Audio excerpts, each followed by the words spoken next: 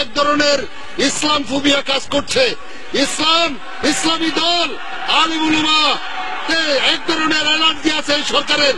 বিগত 5ই মে শাপলা চত্বরে হেফাজত ইসলামের শান্তিপূর্ণ কর্মসূচিতে নারকীয় গণহত্যা চালিয়ে সরকার ইসলাম ও ইসলামপন্থীদের বিরুদ্ধে সরাসরি যুদ্ধ ঘোষণা করেছে।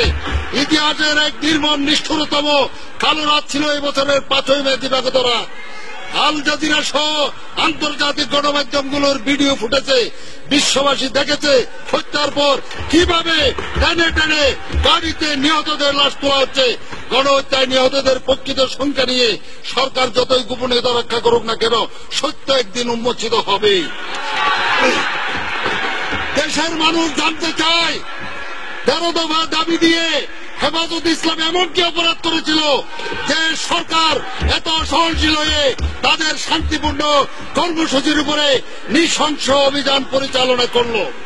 1971 সালের 25শে মার্চ কালো রাত্রিতে যেভাবে হানাদার বাহিনী এদেশের ঘুমন্ত মানুষের উপর ঝাঁপিয়ে পড়েছিল, কেন একই কায়দায় অপারেশন ফ্লাশ আউট ইত্যাদি বিভিন্ন নামে গভীর রাতে নিরস্ত্র ঘুমন্ত আলেমদের উপর সশস্ত্র হামলা চালানো হলো? কেন অভিযান চলাকালীন বিদ্যুৎ সরবরাহ বন্ধ করে যুদ্ধ ঘোষণার মতো ব্ল্যাকআউট করা হলো? মহানবী সাল্লাল্লাহু আলাইহি ওয়াসাল্লামকে অবমাননাকারী ব্লগারদের নেতৃত্বে শাহবাগে তথাকথিত গণরক্ষা আন্দোলন মঞ্চের আয়োজকরা সরকারের অনুমতি ছাড়া মাসের পর মাস রাজধানীর একটি গুরুত্বপূর্ণ এলাকায় অবস্থানের মাধ্যমে অবরুদ্ধ করে রাখে। সরকার তাদের বাধা না দিয়ে উল্টো নিরাপত্তা দিয়েছে।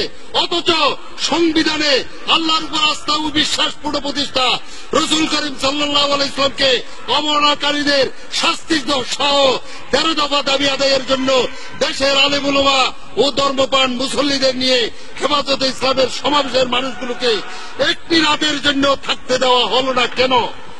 সরাসরি সম্প্রচাররত দিগন্ত টিভি ও ইসলামিক টিভির সম্প্রচার বন্ধ করা হলো কেন? কেন হেফাজত নেতাদের উপর চাপ সৃষ্টি করে হতাহতদের প্রকৃত তথ্য প্রকাশ করতে দেওয়া হচ্ছে না? মাননীয় স্পিকার, আমি হেফাজতে ইসলামের মহাসচিব আল্লামা জুনায়েদ বাবুনগরীকে রিমান্ডে নিয়ে যে অমানবিক নির্যাতন চালানো হয়েছে তার তীব্র নিন্দা জ্ঞাপন করছি। মাননীয় স্পিকার, আগামী জাতীয় নির্বাচন নিয়ে জনমনে অনিশ্চয়তা ও অজানা আশঙ্কা দেখা দিয়েছে। বাংলাদেশের স্বীকৃত ও গ্রহণযোগ্য তত্ত্বাবধায়ক সরকার ব্যবস্থাকে আদালতের মাধ্যমে বাতিল করে বর্তমান সরকার এই মহাসংকটের জন্ম দিয়েছে। আগামী নির্বাচনে নিশ্চিত ভরাডুবি জানতে পেরে দলীয় সরকারের অধীনে নির্বাচন দেওয়ার অযৌক্তিক ও অশুভ পায়তারা চালাচ্ছে আওয়ামী লীগ। মাননীয় স্পিকার, তৎকালীন প্রধান বিচারপতি অবসরপ্রাপ্ত KM হাসান বিএনপি গভর্নর এই অভিযোগ এনে 2006 সালে সংবিধান মতে তাকে তত্ত্বাবধায়ক। ধন্যবাদ মাননীয় সদস্য। মাননীয় মন্ত্রী জনাব শাহজাহান খান, আপনার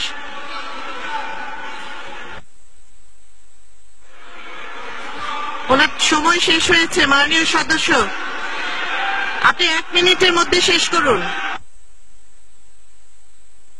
তত্ত্বাবধায়ক সরকারের প্রদান করা হলে নির্বাচনে যেতে রাজি হয়নি আওয়ামী লীগ ও 14 দল। মাননীয় স্পিকার, মাননীয় প্রধানমন্ত্রী শেখ হাসিনা তো আওয়ামী গণনার নয়, খোদ বাংলা